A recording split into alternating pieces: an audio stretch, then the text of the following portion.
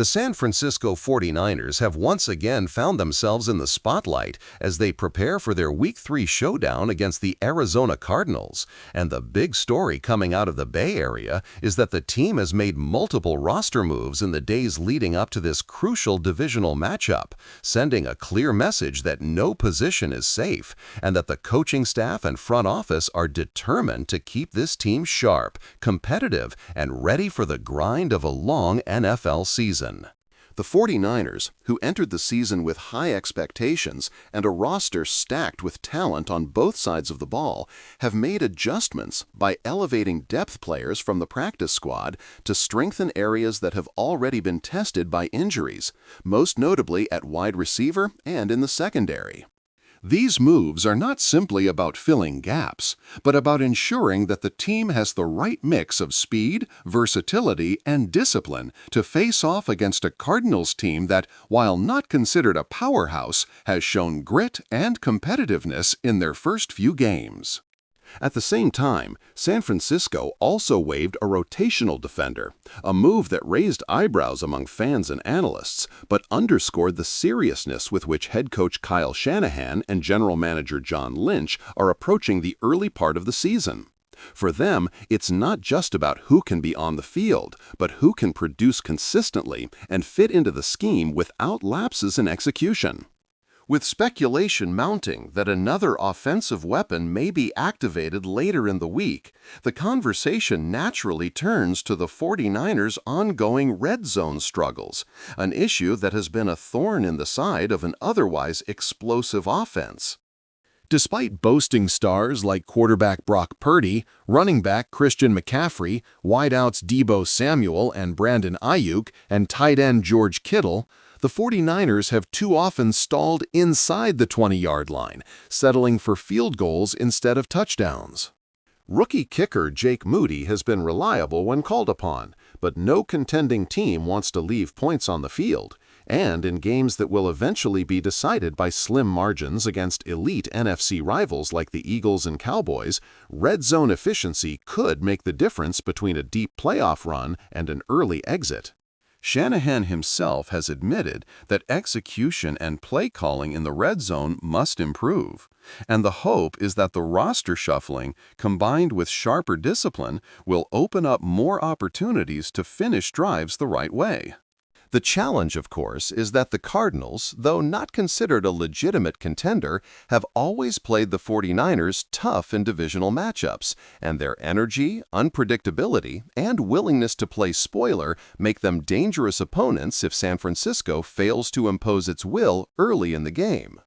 On the defensive side of the ball, the 49ers continue to rely on their established stars, with Nick Bosa anchoring the pass rush, Fred Warner commanding the middle of the field, and Talanoa Hufanga patrolling the secondary with his instinctive playmaking ability.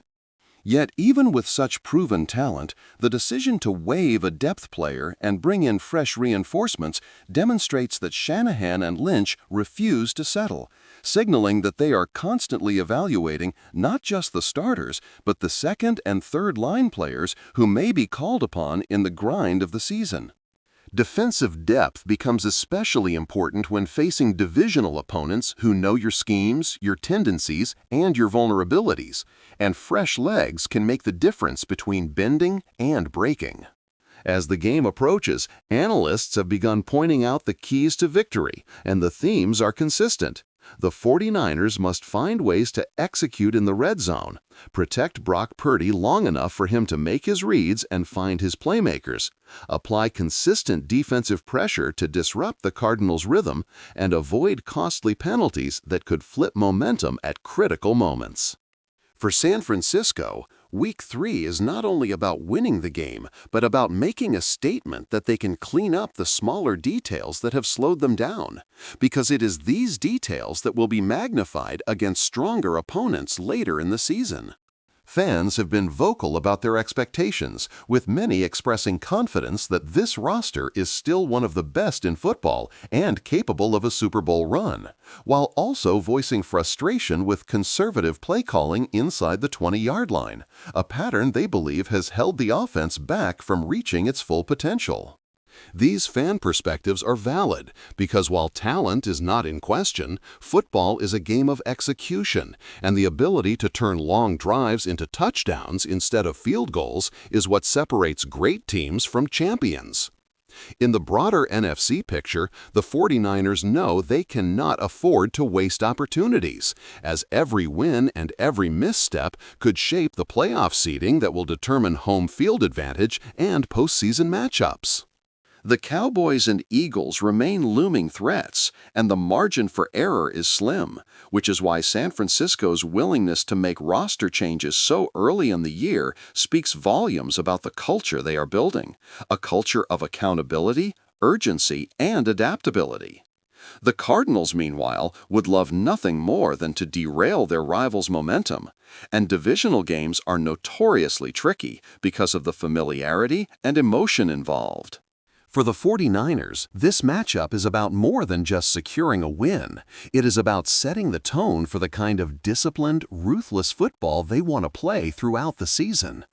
As kickoff approaches, all eyes will be on whether these roster moves pay off, whether the offense finally shakes off its red zone funk, and whether the defense can dominate the way fans have come to expect. No matter how it plays out, one thing is certain: this game will serve as an important checkpoint in San Francisco's season, a chance to prove to themselves, their fans, and their critics that they are not only contenders, but a team that can adapt, evolve, and correct its flaws on the fly. The faithful will be watching closely, eager to see if the team they love can deliver the statement win they crave. And once the dust settles in Arizona, the conversation will turn to what these early adjustments say about the 49ers' long-term trajectory. As always, the excitement, the anticipation, and the passion surrounding this franchise remain unmatched, and the story of Week 3 is shaping up to be another unforgettable chapter in the journey of a team chasing greatness. So, fans are encouraged to stay tuned, share their predictions, and continue supporting the team. Because whether it is celebrating big wins or dissecting tough lessons, the ride with the San Francisco 49ers is always one worth taking. And this weekend against the Cardinals will be no exception.